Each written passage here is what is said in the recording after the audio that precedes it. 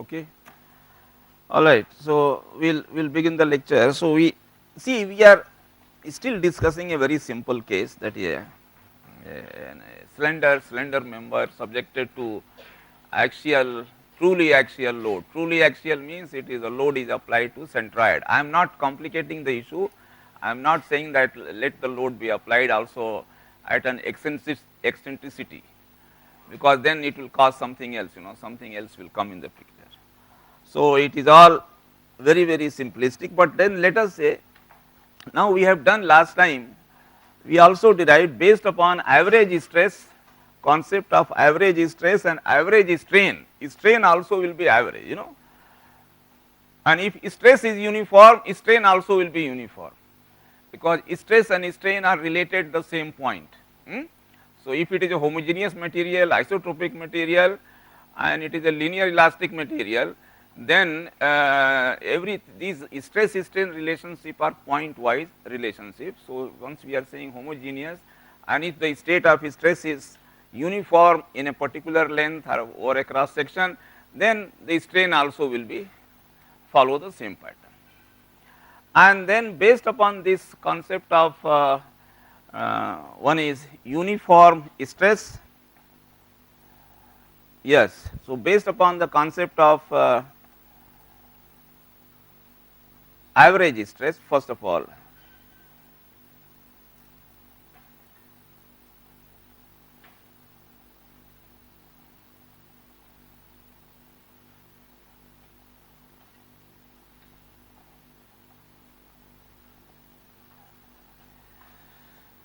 and averaging, we are doing averaging over the cross section, and then there is also a possibility of that this at number of cross section your stress will be same, is it not? That we found out, if it is the same load at any cross section x except the ends,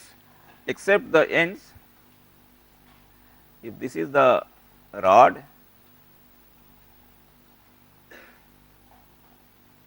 and it is subjected to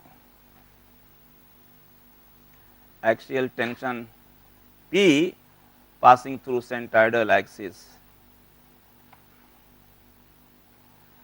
like this, then now these two are areas of stress concentration where loads are applied. So, all your formulas are not valid where you have concentrated loads or where you have boundaries, okay, near the boundaries also. So, those are so very close to this in a area equal to the largest dimension of the cross section. So, that one is stress concentration, but in this one your stress distribution is uniform. So, one is we have averaged over distribution over cross section, this one is over cross section. I think I have explained this. Why? Because it will not be uniform, and but then we are saying average. Let us say P divided by area equal to stress. The stress we are saying okay, on the cross section it is the same, but actually it is not so in all the cases. And then now I am saying it is also uniform to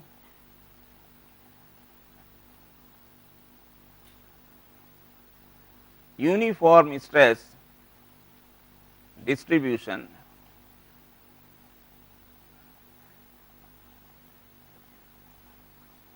over what length? Over a length slightly less than what? Less than L. If total length is L, so remove the stress concentration zone, so slightly less than L. It is also uniform stress distribution. Every cross section, it is the stress distribution is uniform, and since stress is uniform over certain length over this, because any cross section you take here, any cross section, at every cross section stress distribution is same, because it is subjected to the same tensile force. So, therefore, P by A will be same. So, it is uniform.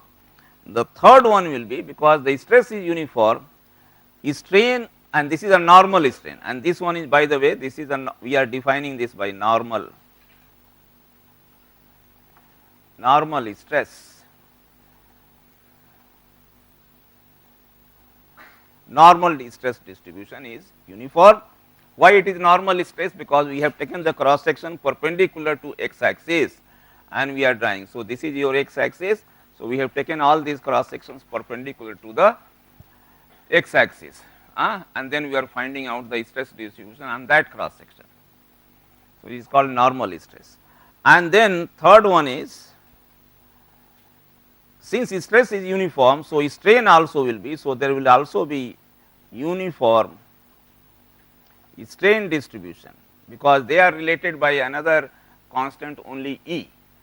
E is a material constant. If it is in a linear zone, if the load is not too high, if you have not exceeded the yield point, you have, so uniform strain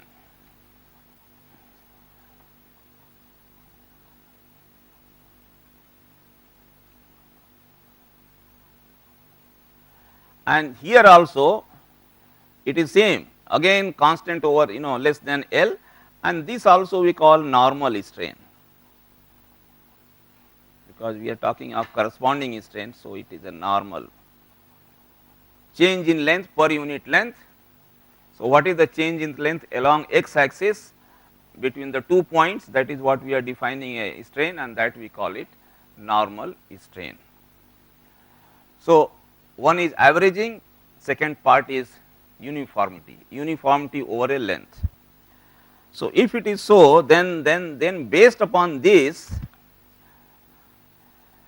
these three assumptions or whatever you want to call it, premise and three principles of mechanics, three basic, three fundamental, I will say fundamental, basic, anything else, fundamental, basic, any other word? No. Fundamental, basic principles. So, no more. I mean, you think of any other word, which can be.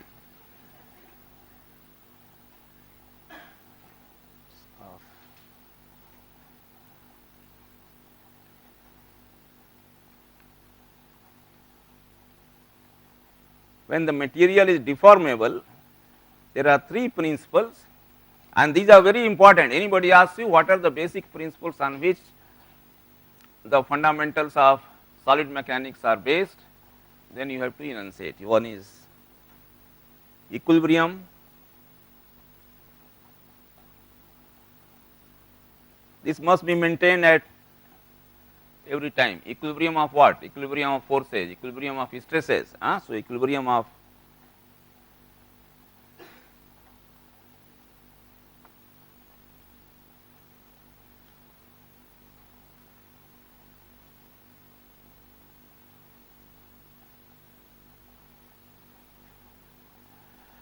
two is, we have found out the relationship between strain and displacement.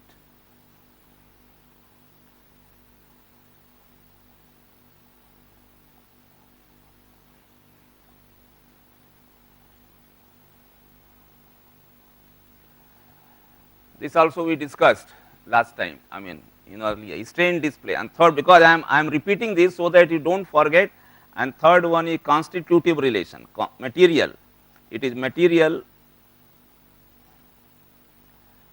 comes here, because these two do not involve material,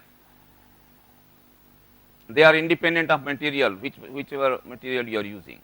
Now, we have to involve the material and you have to relate stress to strain. So, material constitutive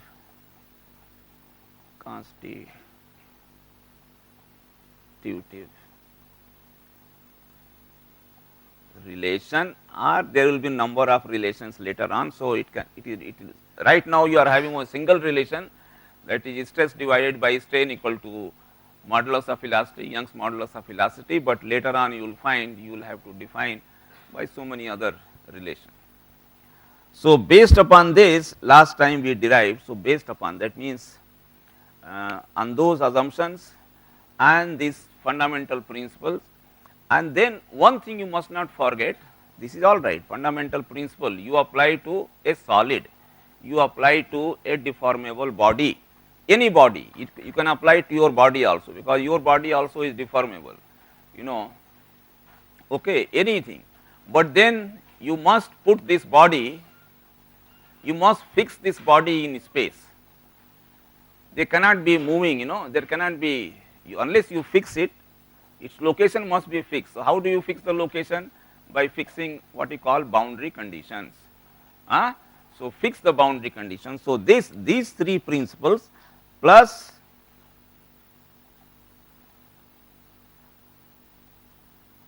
boundary conditions which fixes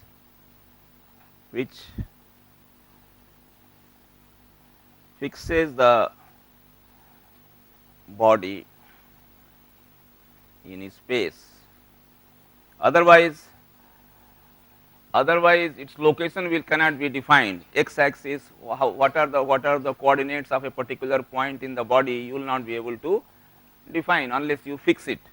Yes, x, y, z, it is.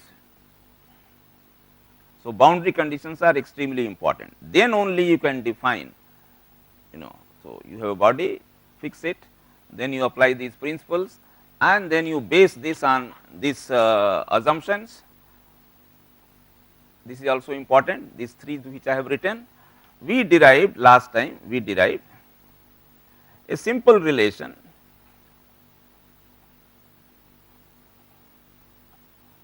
a simple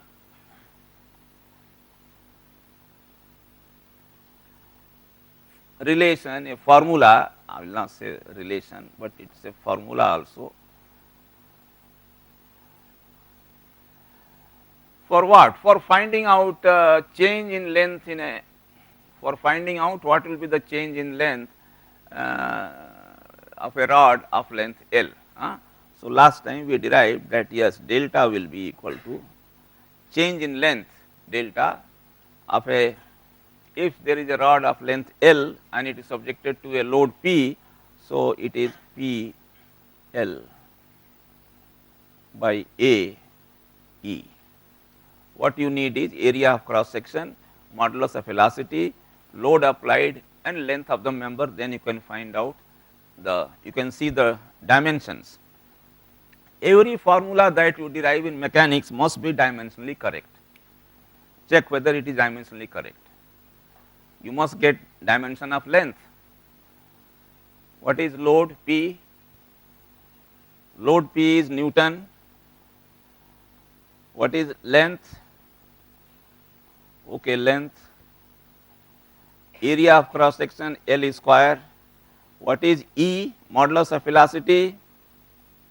Stress by strain. What is stress? Newton per meter square. Per, I mean length is square. Is it okay? And what is strain? Divided by strain is dimensionless. Stress E is stress divided by strain. What is the dimension of stress? Stress is force divided by L square, meter square. So, and strain is dimensionless. So, I am not writing strain. So, it is L by L. So, it is a dimension. So, this is, so this gives us Newton L square, again Newton, and then this m square will become, I am writing L square on the, so you can see here. So, this finally is L. So, dimensionally correct.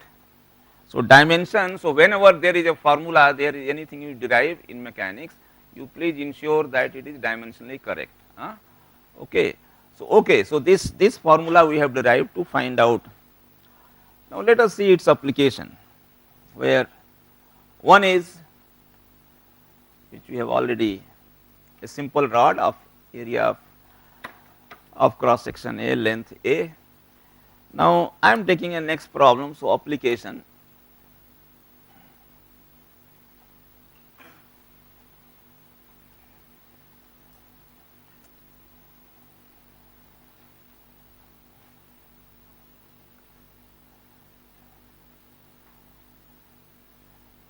I am having a rod whose area of cross section is not constant, it is stepped.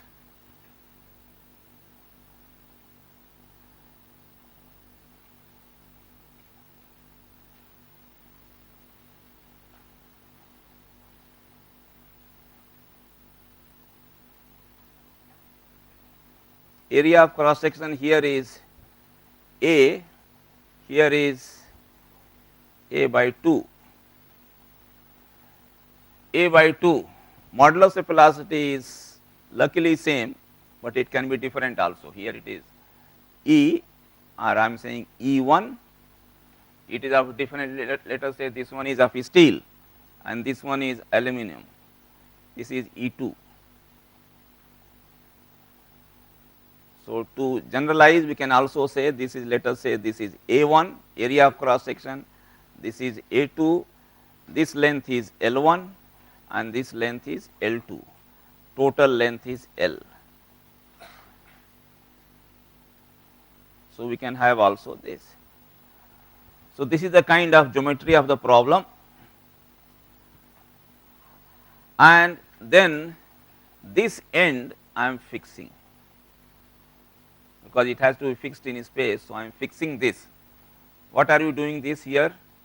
You are, when you are fixing it here, what you are making 0, no displacement along x axis. If this is your x axis, think of always this is axial rod.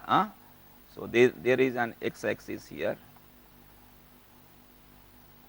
So, this is no displacement. So, let us say we define the displacement along x axis as u. U is the displacement u. So, u here is 0. So, u at what? U at, now you measure your x equal to 0 here, x equal to L by 2 here, or L1 here, L1, and here x equal to L or L1 plus L2, whatever you want to call it. So, here u at L, x equal to L is 0, displacement of this point at x equal to L is 0. So, it is 0. So, you have fixed the problem. Now, you have provided the, you have defined the geometry, So, these are the important things. Problem cannot be defined unless you have proper geometry. So, first you define the geometry.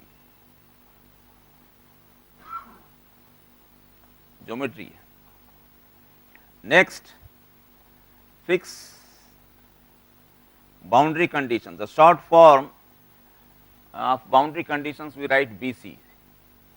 BC is boundary conditions. Fix boundary conditions. Fix it.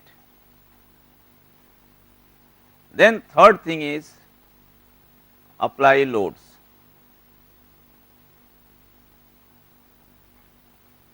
Then only you can apply loads. If you have not done this, then there is no point in applying loads.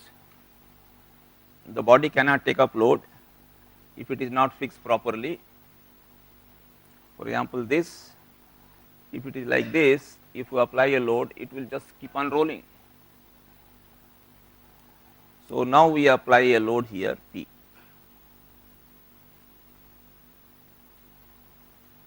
Let us say P1 here, I am just trying to complicate P1 Newton here, and over here at the junction between the two, where I am also applying another load at that particular point P2.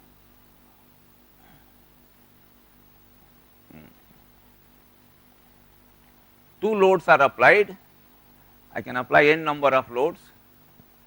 Oh, both are applied in the same direction. I should have applied one in the other direction, does not matter. Huh?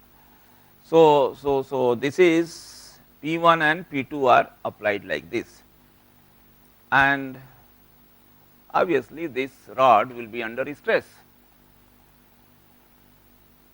So I asked you to find out the state of stress in this rod. How are the particles of the body stressed? I also ask you to find out what will be the strain in this rod, what is the strain distribution, and third thing is find out if there is any change in length in this rod. If this is a elastic rod of modulus of elasticity E1 and E2, so it is deformable. So under the action of force it will change. It is not a rigid body like the bodies that you discussed in the first course, engineering mechanics. There it was something like a rock. You see, everything was a rigid body, no deformation, however big a force you apply. But here no, it undergoes some deformation. So third thing is find out the change in the length of various points. I mean, are displacements of various points. We can also say yes, find out the displacement or change in length of this rod. So what you will do? Yes, please. How will you? Now I have put a load. I have put two loads there. It is subjected to not single load, but it is. So how to go about it? So first part in any problem is having clarity about free body diagram. You cannot understand mechanics, you cannot progress unless you have basic concept of drawing free body diagram. That means, what is free body diagram? Isolate the body from its surrounding. So it can be total body, or it can also be isolate a part of the body from the remaining body. You can cut the body, you can take a piece of the body and then draw what are the forces that are acting on that cut piece. So this is also, so isolation, you isolate the body from its surrounding, that is called free body. So without knowing, so if you do not know, if any one of you are having doubts about free body diagram, I think you cannot progress. You simply cannot progress further. You will not be able to understand the subject of this course or even the subsequent courses, because everything is dependent on the concept of free body diagram. So free body diagram, FBD, we call it free body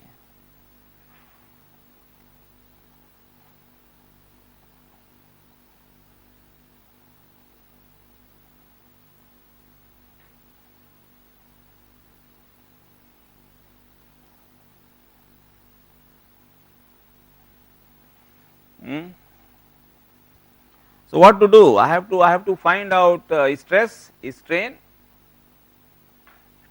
So now let us conceptually see this load is applied here. So if I take a cross section here, any point, I think there is no other load is coming, area of cross section is same. So until this point, until this change where the cross section is changing, until the application of this load P2, there is no change, there is a single load that is acting P1, only P1 will be coming. So I will now draw. So the basic thing is, now point P2 is applied at the junction. So I will take a cut very close to the junction to the left of it. I will take a cross section to the left of this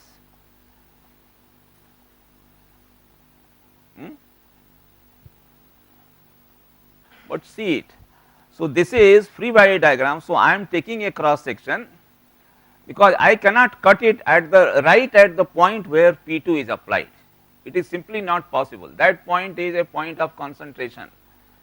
It is a singular point. So either I can take a, because see there is the change is cross section. So I cannot take. So either I have to take to the left or to the right. So if I take to the left, then I will be in the area of cross section A1. If I take the section to the right of this, then I will be cutting the area of cross section, that is A2. Okay. But in between, if you say no sir, I will cut exactly at that, then what you are cutting? You are nowhere, you cannot define point exactly at the point, there is no concept of a point, you always have a small area, even the load cannot be applied to a point, these are all idealizations.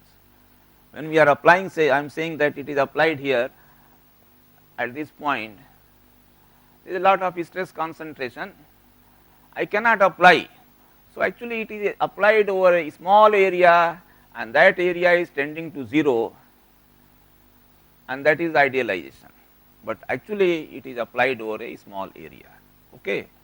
So, to the left of this I am drawing this, this is so free body diagram. So, let us see this now. So, I cut this.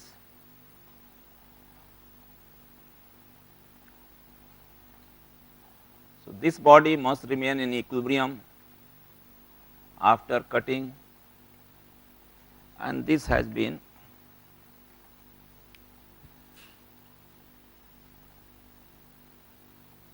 this cut is applied to the left of the point where load is applied at the junction. So, I have cut it, in between there is no other, so it is A1, area of cross section is A1, modulus of velocity is E1, length is L1 of this portion. Now, you will say no sir, you have cut to the left of the point, so length is not L1, and the change in length is very small, it is infinitesimally small distance, microscopic distance to the left. So, length is L1, but then this is not in equilibrium, this must remain in equilibrium, there must be some forces that must act here.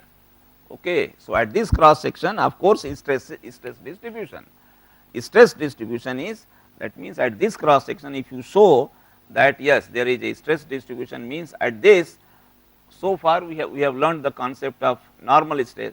So, there will be some distribution like this, which is averaged, it has to be, and under the action of this and this body must remain in equilibrium. It will come automatically, it will come. I have drawn in the positive direction. Okay. I have drawn everything because that is a cross section, because this is my x axis. So, this is x axis, this is a positive x axis. What is a positive stress on a positive plane, because this plane is positive x plane. So, the plane is, it is a positive x plane. Do you agree that this is a positive x plane? Is it a positive x plane? Why do you call this a positive x plane? Outward normal, not there can be two normals, one going inside the body, other coming outside. So, I am saying outward normal is in the positive x direction, my x axis is here, this is my positive x axis. So, outward normal is in positive. So, this is my normal, unit normal. So, this is in positive. So, this is a positive x plane, and on a positive x plane the positive normal stress will be that which is in positive direction. So, this one is sigma positive.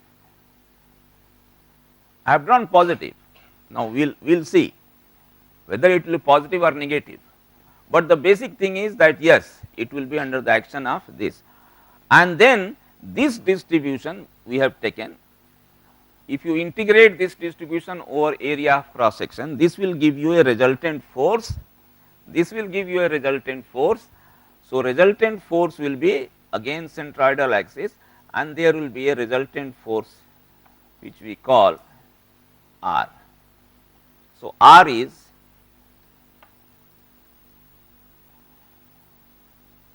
resultant of,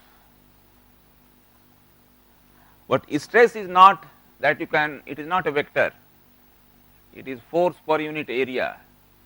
So, stress has to be multiplied by area in order to convert it into a force, then you can apply the laws of vector. Just stress quantity you cannot apply the laws of vector. Okay. So, resultant of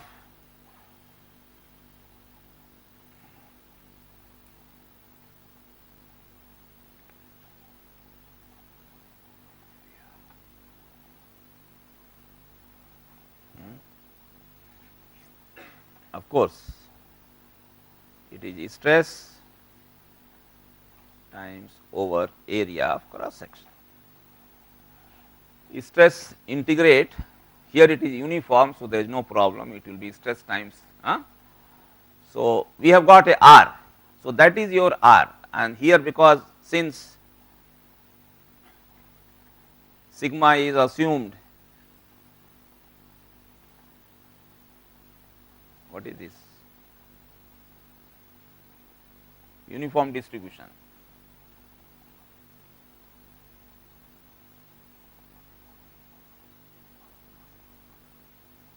Over the cross section, therefore, it will be just sigma times area of cross section. Therefore, this will be equal to, so R, and now this has to be in equilibrium, and the equilibrium law says that P plus R must be set equal to 0. This is equilibrium, condition of equilibrium.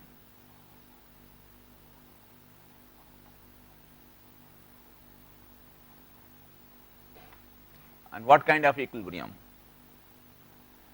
Condition of equilibrium, but what kind of equilibrium? Yes, yes, go ahead.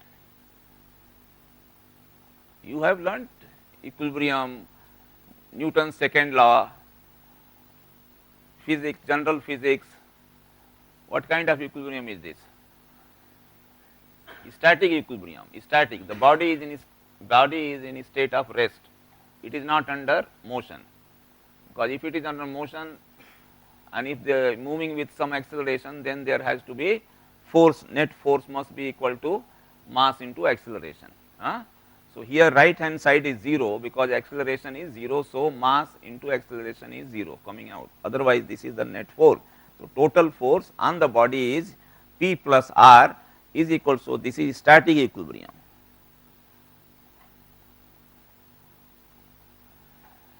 Not dynamic equilibrium, and this gives us that R is equal to minus P. That means the sign of R has to be reversed in actual problem, in actuality. So, it will give you, even if you give a wrong direction, if you assume a wrong direction, automatically it will come. So, finally it will come, you do not have to, because in a complicated situation sometimes you cannot visualize whether it will be in this direction or that direction. So, you say okay, I will put all the direction on the cross section in the positive direction and let my equation give me. So, it gives me that R must be equal to minus P. So, R the value is P, its magnitude is P, but direction is negative. So, that means it is in, so value of R is, so actuality, and since R will become, so even stress will go, because that is how you have defined stress into this. So, R is negative, so this stress also will change. So, final free body diagram will be, so for this I am drawing only the free body diagram. For this part, so this part, the state of affairs are like this, that you have stress distribution like this, equivalent force, if you integrate this, so this will be like this.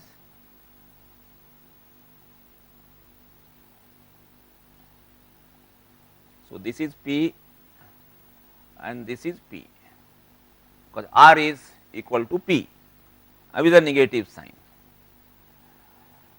Okay. So, this free body diagram is, so this is my free body diagram. So, if it is like this, is this under compression or tension? First of all, the body is in compression. So, it is compression,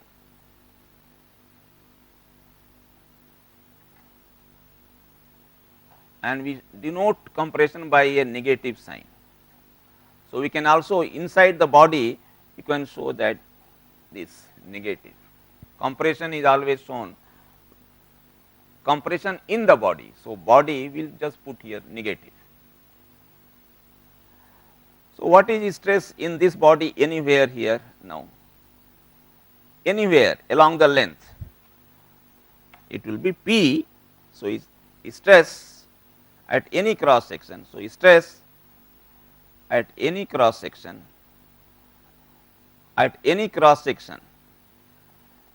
between from here to here anywhere, what will be? That will be stress, value of stress, normal stress P1. So, this one is P1, yes, very good. So, this is P1 by A1, and then this is with a negative sign.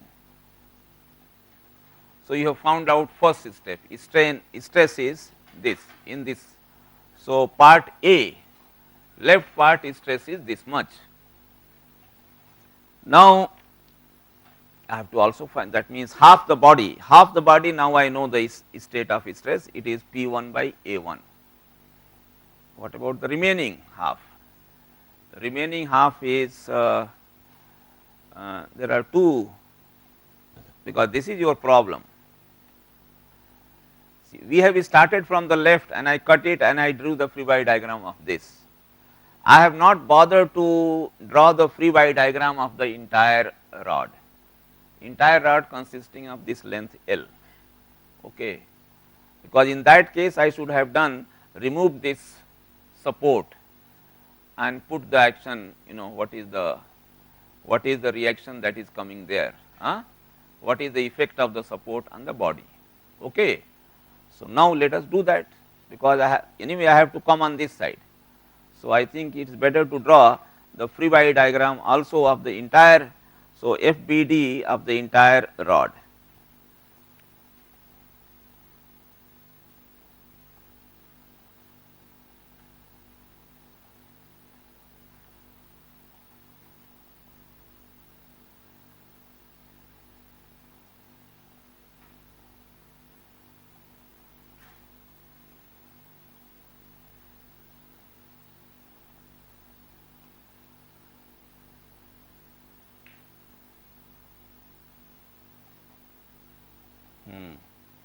So, here you have a load P1, then here you have a load, sorry, this is the same direction, okay, load P2. These are the only, so I am not cutting, I have already separated. So, now what I am doing, I am applying here. In order to draw the free body diagram of the, listen to me carefully, in order to draw the free body diagram of the entire rod, because this end is free. So, up to here everything is all right, it is all connected. So, I isolate this body from its support. So, I introduce a cut to the left of the support, to the left. Again you cannot say that I will cut exactly at the support, to a small distance to the left. So, cutting cross section has to be either to the left or to the right of any point. So, support point is at x equal to L, so slightly less than L. So, you please cut it, and now this is cut and it is like this. So, obviously, this is not in equilibrium. This you must again put what are the reactions coming at the cut section, and since my section is normal to x axis, so I must put my stress distribution. So, again I put the stress distribution, and you please make a habit of always drawing or showing forces in, even if you know it, yes it should be the negative direction, this is not the correct direction, but you please start with the positive direction. So, I will say here again this is a positive plane, positive x plane. So, I will draw that yes there will be some distribution of stress on this small portion, and this will be different from what it was here. I think let us put that as sigma 1, the previous one let us not call sigma, because this one is sigma 1 over area A 1, sigma 1 into A 1 here,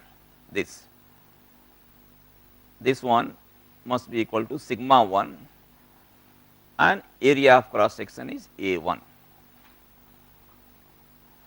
So, here now it will be this stress distribution is, let us say it is sigma 2, then this is acting over cross sectional area. So, this will give me a force, net force, and that net force will be acting through centroid. Let us call that as R 2, and the previous one, in order to be consistent, you can call that as R 1, this one. I have put a R because that time it was just simple R, reaction. So, just because now you are dealing with number of R's, reactions at so many. So, call it R 1. So, this is R. So, this is R 2 and R 2. So, this is equal to, because you have assumed this to be uniform. So, this is equal to R 2, but always remember that here because you have assumed is uniform over the cross section, that is why you are able to multiply and write it like this, but otherwise the definition of this is always sigma into dA over area of cross section equal to R 2. Okay. So, now this, yes, now this is in a state of equilibrium. We have put the force on the cut section, this is the only possibility. So, there is only one normal section, normal force, and now it is in a state of equilibrium. So, we get here that equilibrium says that P 1 plus P 2 plus R 2 equal to 0. This is the equilibrium condition.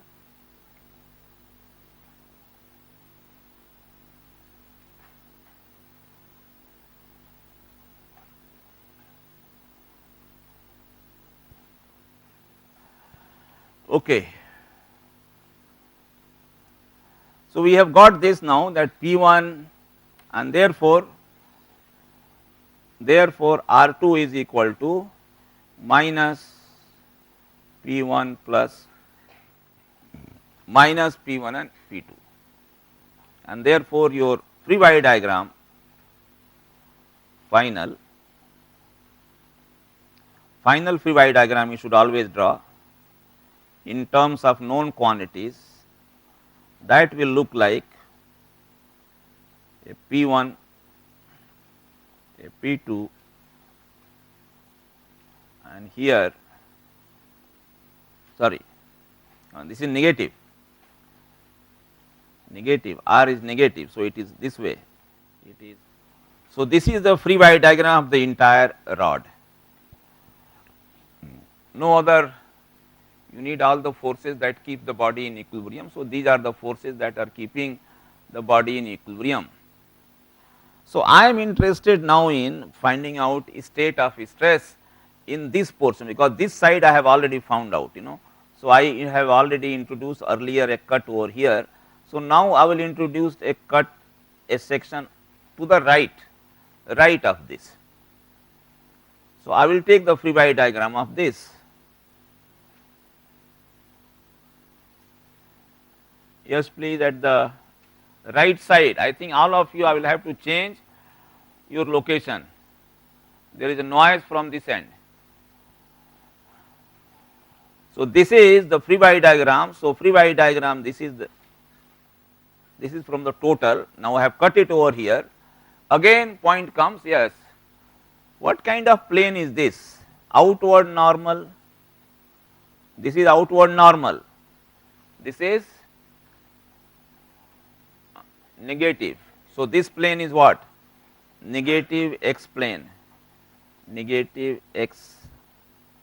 On a negative x plane, stresses are positive if they are acting in the negative direction, because otherwise equilibrium will not be maintained, if you, because any left and right they must be equal and opposite.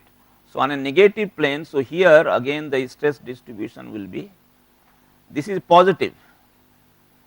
So, this I will call it by sigma 3. Let us call this by sigma 3. So, this is a positive. Do not, many students write this negative stress. This is not negative stress. Stress is positive. It is tensile. This kind of stress that is shown there, if it is coming out of the body, then it shows that yes, the stress at this cross section is tensile. So, it is positive. So, I have drawn the positive. So, this is a positive stress sigma 3. So, positive stress sigma 3, sigma 3. Now, sigma 3 multiplied by, so again sigma 3 into area, if you integrate, that will give you some reaction.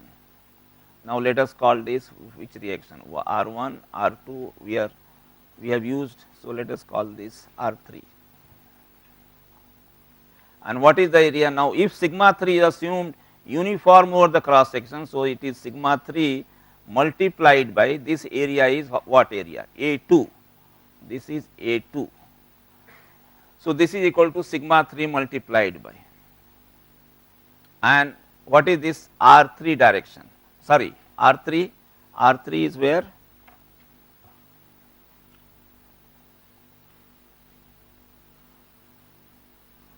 As per this formula, as per this, resultant of sigma 3 multiplied by A2 R3 must be this way. So, this body is in a state of equilibrium under R3, P1 and P2. Now, what is the equilibrium of this?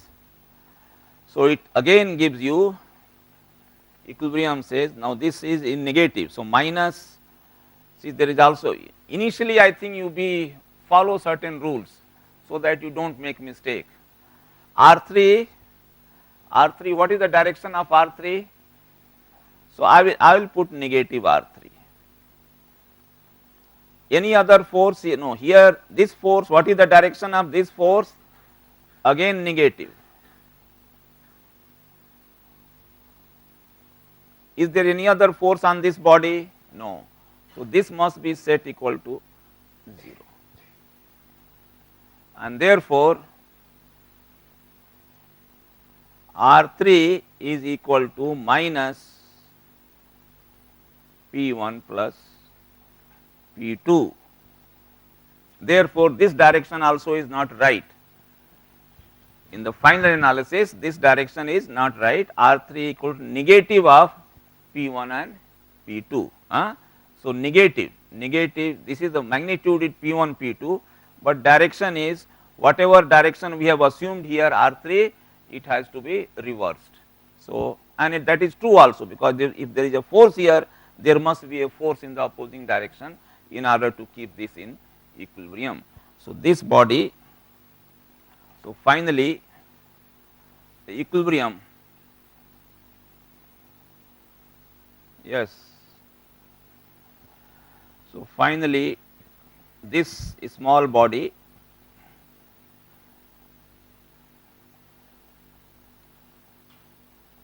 this force we had found out from the equilibrium of the total body P1, P2, and R3 is here, R3 is negative,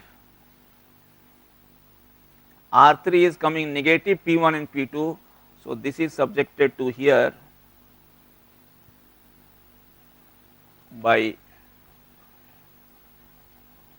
P1 P2. So, one thing is your sigma 3, therefore, sigma 3 is negative and that is equal to P1 plus P2 divided by what? A2. So, this is compressive, here also it is compressive. I should have done reverse this force then, and then anyway in the same problem you may also get half the portion under compression, remaining half under tension. It is possible by varying the values of P1 and P2 and changing their direction. Okay. So, here this is also coming compressive, and so we have found out the state of stress. So, this is also negative. So, here also. So, in the three parts we have found out that stresses are given by this. Okay. So, we close today's lecture and time is up. So, we meet on Monday